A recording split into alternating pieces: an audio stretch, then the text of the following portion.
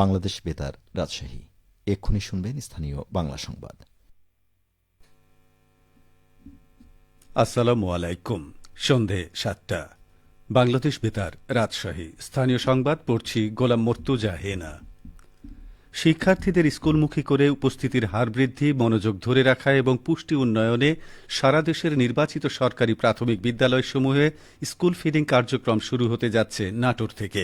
প্রাথমিক ও গণশিক্ষা মন্ত্রণালয়ের উপদেষ্টা অধ্যাপক ডাক্তার বিধান রঞ্জন রায় পোদ্দার আগামীকাল নাটোরের গুরুদাসপুর উপজেলার খুবজিপুর সরকারি প্রাথমিক বিদ্যালয়ে স্কুল ফিডিং কর্মসূচির উদ্বোধন করবেন। উদ্বোধনী অনুষ্ঠানে অন্যান্যের মধ্যে আরও উপস্থিত থাকবেন প্রাথমিক ও গণশিক্ষা মন্ত্রণালয়ের সচিব আবু তাহের মোহাম্মদ মাসুদ রানা, প্রাথমিক শিক্ষা অধিদপ্তরের মহাপরিচালক আবু নূর মোহাম্মদ শামসুজ্জামান এবং সরকারি প্রাথমিক বিদ্যালয়ে ফিডিং কর্মসূচির প্রকল্প পরিচালক মোহাম্মদ হারুনর রশিদ।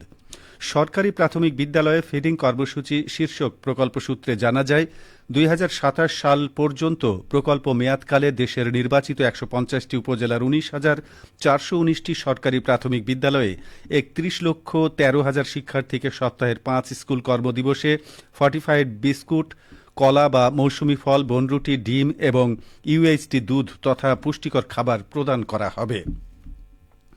জুলাই সনদের বাস্তবায়ন এবং জাতীয় নির্বাচনের আগে গণভোট সহ ৫ দফা দাবিতে রাজশাহীতে বিক্ষোভ করেছে বাংলাদেশ জামায়াতে ইসলামী। আজ দুপুরে নগরীর গণকপাড়া মোড়ে কেন্দ্রীয় কর্মসূচির অংশ হিসেবে এই বিক্ষোভ সমাবেশ অনুষ্ঠিত হয়। সমাবেশ শেষে একটি বিক্ষোভ মিছিল আলুপট্টি মোড় হয়ে সাহেববাজার ঘুরে পুনরায় গণকপাড়া মোড়ে গিয়ে শেষ হয়।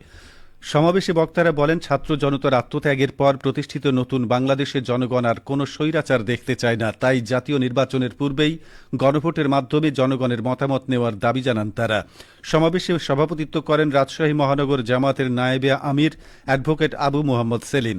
সঞ্চালনায় ছিলেন মহানগরী সেক্রেটারি ইমাজউদ্দিন মণ্ডল। এদিকে জুলাই সনদ বাস্তবায়নের আদেশ জারি ও নভেম্বরের মধ্যেই গণভোটের আয়োজন সহ ৫ দফা দাবিতে চাঁপাইনবাবগঞ্জে বিক্ষোভ মিছিল সমাবেশ অনুষ্ঠিত হয়েছে। বাংলাদেশ জামায়াতে ইসলামী চাঁপাইনবাবগঞ্জ জেলা শাখার উদ্যোগে আজ বিকেলে চাঁপাইনবাবগঞ্জ পৌর পার্কে সমাবেশ করে তারা। সমাবেশে বক্তব্য রাখেন জেলা জামায়াতের আমির অধ্যাপক মাওলানা আবুজার গিফারি, নায়েবে আমির ও সদর উপজেলা পরিষদের সাবেক চেয়ারম্যান মোখলেসুর রহমান, ইসলামী ছাত্র শিবিরের জেলা সভাপতি আব্দুল আজিজ।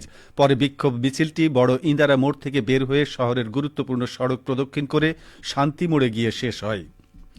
ডেঙ্গুতে আক্রান্ত হয়ে রাজশাহী মেডিকেল কলেজ হাসপাতালে চিকিৎসাধীন অবস্থায় শিশুসহ ২ জনের মৃত্যু হয়েছে। গত ২৪ ঘণ্টায় হাসপাতালের নিবিড় পর্যবেক্ষণ কেন্দ্র আইসিইউতে তাদের মৃত্যু হয়। মৃতরা হলেন নওগাঁ জেলার ৫.৫ বছরের শিশু সাবিহা ও রাজশাহীর বাগমারা এলাকার যুবক মিঠু।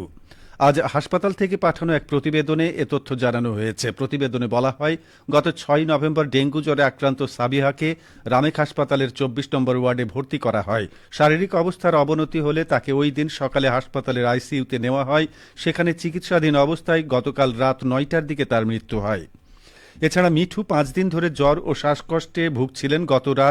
গতকাল রাত ১:১২টার দিকে রামেক হাসপাতালে ভর্তি করা হয়। সেখানেই চিকিৎসাধীন অবস্থায় রাত ৪:৩০টার দিকে তিনি মারা যান। তবে মৃতদের কারোই সম্প্রতি কোনো ট্রাভেল হিস্ট্রি ছিল না। রামেক হাসপাতালের মুখপাত্র ডাক্তার শঙ্কর কুমার বিশ্বাস বলেন, বর্তমানে হাসপাতালে ৫ শিশুসহ ৪১ জন ডেঙ্গু রোগী চিকিৎসাধীন আছেন।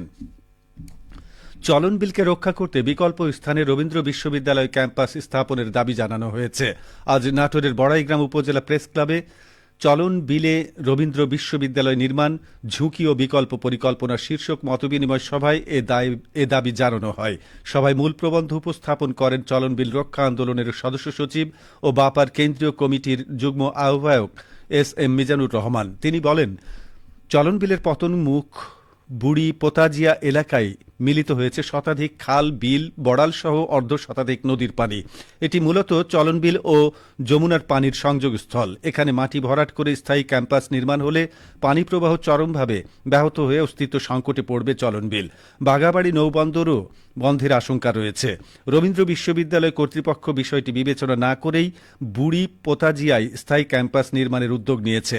তাই চলন বিলকে রক্ষা করতে বিকল্প স্থানে রবীন্দ্র বিশ্ববিদ্যালয় ক্যাম্পাস স্থাপন করা হোক, এটাই সবার প্রত্যাশা। সভায় সভাপতিত্ব করেন বড়াইগ্রাম উপজেলা প্রেস ক্লাব সভাপতি ওহিদুল হক। সবশেষে আবহাওয়া। আজ রাজশাহীতে সর্বোচ্চ তাপমাত্রা ছিল 29 ডিগ্রি এবং সর্বনিম্ন 14.5 ডিগ্রি সেলসিয়াস। সন্ধ্যে 6টায় বাতাসে আপেক্ষিক আর্দ্রতার পরিমাণ ছিল 95%। রাজশাহী ও পার্শ্ববর্তী এলাকায় আগামীকাল সূর্যোদয় ভোর 6টা 21 মিনিটে। সংবাদ শেষ হলো। আমাদের পরবর্তী স্থানীয় সংবাদ প্রচারিত হবে আগামীকাল সকাল 8টা 10 মিনিটে।